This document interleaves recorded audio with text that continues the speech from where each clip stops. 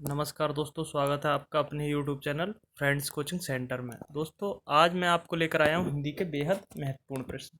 ठीक है दोस्तों, जैसा कि आप पहला प्रश्न देख रहे हैं कि उज्ज्वल में कौन सी संधि है। तो दोस्तों एक बात और, संधि की बात तो हम करेंगे, यहाँ पर समास भी पढ़ेंगे, सब चीज़ पढ़ेंगे, डीपली पढ़ेंगे, कंटेंट वाइज पढ़ेंगे। तो उससे पहले जो भी दोस्त पहली बार चैनल पर आए हैं वो लाइक सब्सक्राइब ज़रूर कर लें। आज के बाद आप कभी संधि को भूल नहीं पाएंगे। ठीक है।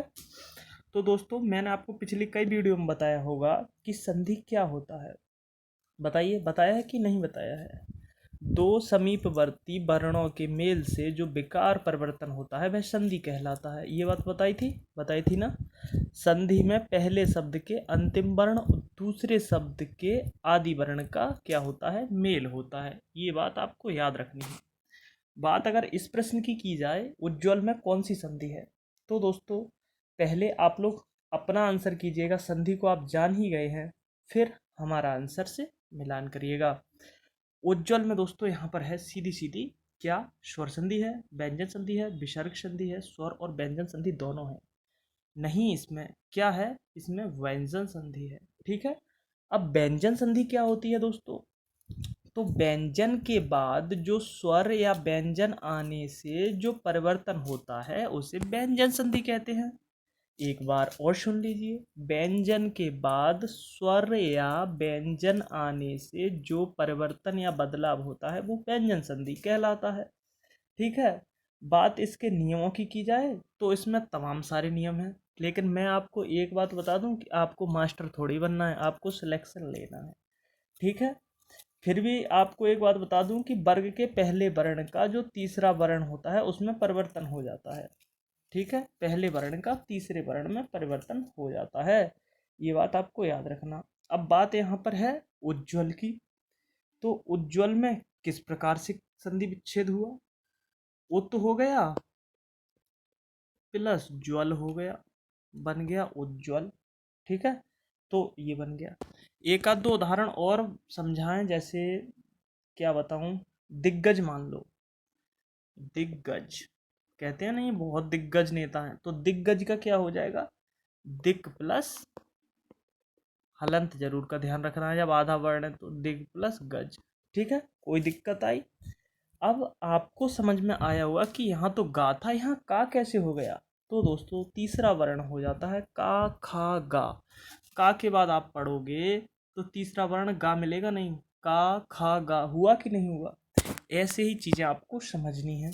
और समझ लीजिए, जैसे बागीस एक शब्द है, वागीस एक शब्द है, एक नाम भी होता है बागीस। तो इसका क्या होगा, तो हमें पता चल गया कि यहाँ तीसरा होता है बाक प्लस क्या हो जाएगा, ईस हो जाएगा नहीं हो जाएगा। तीसरा वर्ण होता है का खा गा। इस वाले से देखेंगे, पहले वर्ण से क्या हो जाता है, परिवर्तन हो जाता है वर्ण में और तीसरे वर्ण में बदल जाता है। ठीक है। आया समझ में। एक आध दो मौखिक बता दूं, जैसे आप सोच लीजिए कोई सदगुण है तो सत्गुण हो जाएगा, ता था दा, ता के बाद तीसरा होता है सदगुण। ठीक है। सदगुण का संधि विच्छेद पूछे तो आप क्या लगाना है, सत प्लस गुण। आया समझ में। तो ऐसे ही चीजें आपको समझनी है। ठीक है प्यारे दोस्तों। अब बात आई महर्षि में कौन सी संधि है।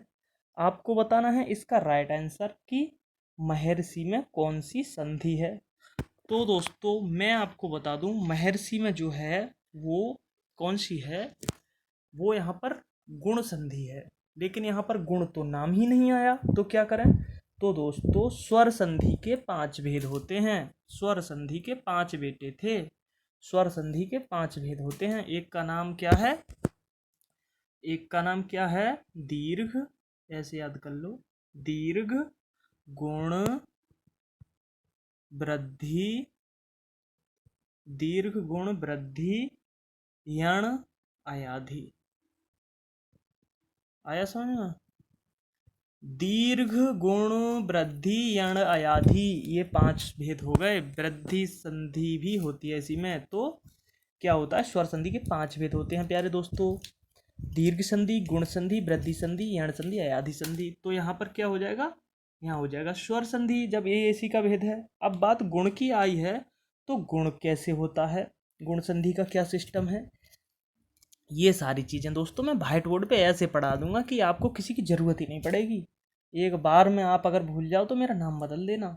गुण संधि क्या होता है, जैसे यदि आ और बड़ा आ, ठीक है, आ और बड़ा आ के बाद छोटी ई या बड़ी ई या छोटा ऊ या बड़ा ऊ और ऋ स्वर आए तो दोनों के मिलने से क्रमशः ए ओ और अर हो जाते हैं। ये बात आप ध्यान रखना, ठीक है। जैसे मान लो कोई नाम ही ले लो आप, आपने ले लिया नरेंद्र, ठीक है, तो नर प्लस इंद्र, नर प्लस इंद्र क्या हो गया, नरेंद्र।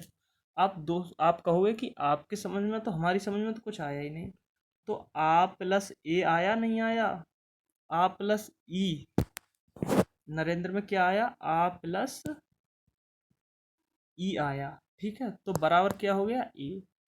तो मैंने आपको बताया ना, छोटा आ और बड़ा आ, छोटी ई और बड़ी ई, छोटा ऊ और बड़ा ऊ ऋ स्वर आए तो दोनों के मिलने से क्रमशः ए ओ अर हो जाते हैं, ठीक है। ऐसे यहाँ महाऋषि है।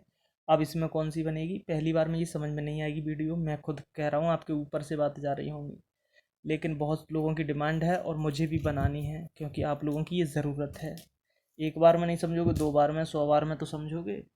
तो महाऋषि में कौन सी हो गई, क्या हो गया, महा प्लस और ऋषि हो गया। कौन सी नई बात हो गई, महा प्लस ऋषि बराबर महाऋषि।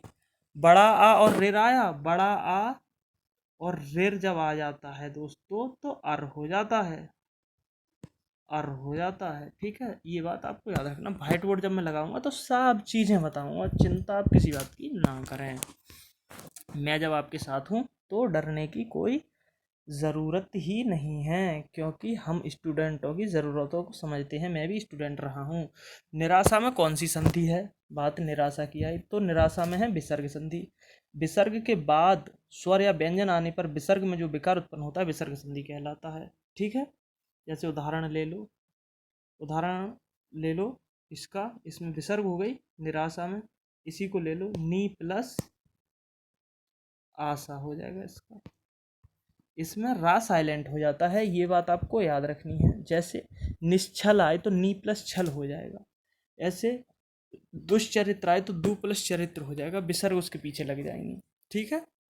समझ में जरूर आई होगी कुछ ना कुछ बात, नहीं आई होगी तो और समझ लेना, 2 बार देख लेना, अगली वीडियो में सब संधि कवर करूंगा, सब समझ में आ जाएगा। पंचवटी में कौन सा समास है, द्वंद्व कर्मधार दिगु तत्पुरुष। तो दोस्तों पंचवटी में जो समास है वो कौन सा है, दिगु समास है, क्योंकि पहले क्या आ गया, पंच, मैंने आपको बताया है कि इसमें पहले पद में त्रिभुज, षटभुज, पंचभुज, सप्तभुज संख्या मिलेंगी, संख्या मिलेंगी तो दिगु समास होगा, कोई बात ही नहीं है कैसी भी। यथाशक्ति में कौन सा समास है, तो मैंने आपको बताया भर, प्रति, आ, ये ऐसे शब्द आए तो कौन सा होता है, अव्ययी भाव समास होता है। C option is right answer. कोई दिक्कत, जब दो शब्द समाज बनाकर तीसरे शब्द का विशेषण बन जाए तो उसे क्या कहते हैं। यहाँ दोस्तों समाज नहीं समास होगा, सा बना लेना यहाँ पर, ठीक है, सा बना लेना थोड़ा। जब दो शब्द समास बनाकर तीसरा शब्द का विशेषण बन जाए तो उसे कहते हैं, क्या कहते हैं, बहुब्री कहते हैं। बहुब्री को मैंने आपको बताया ना, प्रथम पद प्रधान होता है ना उत्तर पद प्रधान होता है, तीसरा शब्द बनता है, ठीक है दोस्तों। बहुब्री में तीसरा शब्द बनता है, जैसे घनश्याम, घन, घन जो श्याम में क्या है, घनश्याम में आपको लग रहा होगा कि घन के समान काले, कौन है घन के समान काले, भगवान श्री कृष्ण, कन्हैया, मोहन, जितने इनके नाम हैं वही तो हैं, तो तीसरा वर्ड बन गया। तो ऐसे ही बातों को हमें अप्रोच में लानी है, चीज़ों को समझना है, ठीक है प्यार दोस्तों। सिर पर धारण करने योग्य क्या होता है, छत्र होता है, मुकुट होता है, शिरोधार्य होता है, तिलक होता है। इसमें सी ऑप्शन राइट हो जाएगा, शिरोधार्य होता है सिर पर धारण करने वाला, ठीक है। आशा करता हूँ ज़रूर समझ में आई होगी। ये बहुत मोस्ट प्रश्न है दोस्तों, जो हर समय दूसरों की बुराई देखता हो, बहुत से लोग ऐसे होते हैं समाज में, आस पड़ोस में, तो उसे क्या कहते हैं, उसे कहते हैं आलोचक, परनिंदक, सर्वनिंदक, छिद्रान्वेषी, उसे कहते हैं परनिंदक, जो दूसरों की बुराई करते हैं। दोपहर के बाद का समय, दोपहर के बाद का समय कहलाता है मध्याह्न, और दोपहर को कहते हैं अपराह्न, और दोपहर से पहले का समय होता है पूर्वाह्न। ये बात याद रखना। अपनी खिचड़ी अलग पकाना लोकोक्ति का अर्थ है सबसे अलग रहना, अनर्गल बातें करना, अपने कार्य में लगे रहना, स्वयं पाकी होना। इसका मतलब है सबसे अलग रहना। A option is right answer हो जाएगा 10 का ए। आशा करता हूँ ये प्रश्न आपको समझ में जरूर आए होंगे। समझ में आए हों तो वीडियो को लाइक सब्सक्राइब शेयर जरूर कर देना।